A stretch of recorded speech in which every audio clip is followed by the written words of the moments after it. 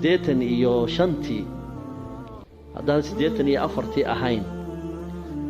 wiil dhalinyaro oo ardaya oo neersanka barta isbitaalkii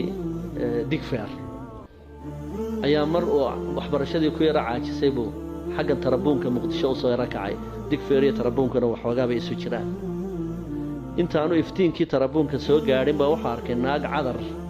aad isugu buufisay deedna wuu cilaaqay iyana way la qaaday waa la isa soo raacay waagaas ninkii garanaya dumarku waxay xidhan jireen kaba la yiraahdo qaraafiico waxay ahaayeen kaba xagga hoose qori ah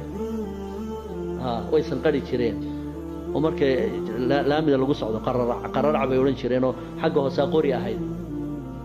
wala yadribna bi arjulihinna liyu'lama ma yakhfina min sinatihinna si maxaan ku raahdaa loo eego talaabadooda iyo actionka ayaa shaydaanku wuxuu hindisay inuu kaba qori ah وبالهادمي soo sameeyay marka intii madowga la soo marayay sanqadha uu maqlayay wiilku laakiin waxa uu islaha kabii qaraaficaha bay xiran tahay tarabuunkii marka lagu yimaado tarabuunka wada hormarta leer baa ku xiran sida uu sheekaysanayeen buu hoosta oo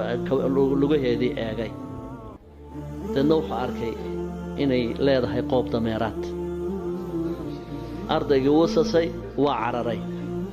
wuxuu cararay jihada iyo waqooyiga warshada caanaha ay halkaa kaga soo jeeda inanku waa qayliyo waa sasay waa orday koonaha warshada caanaha odayba fadhiya garweyn iska fadhiya Allah adeeriga qabo buu ku yiri markaasuu ku war maxaad aragtay Allah adeer naanka qoob dameeraad la waan arkay odaygii show isaga laftiisa isna jina deedna isna intuu qoobkii u soo saaray oo yiri makano kale waxa intuu halka laabta kaga dhuftay ayuu ku gujiyay oo yiri matano kale cagtan oo kale ilahay yarkii yara koomo galay meeshuna waa dad badan ma socdaan waa meel cidla oo halkan maxaan ku raaa isbitaalkii militariga ka xiga halkan warshadii caano laga ruuxay baa ka xigta waa meel cidla habeenkii oo dhan halkii buu yarkii oo koomo ku jiray waagi markuu bariyay ayaa ilmihii oo meesha jiifa oo koomo ku jira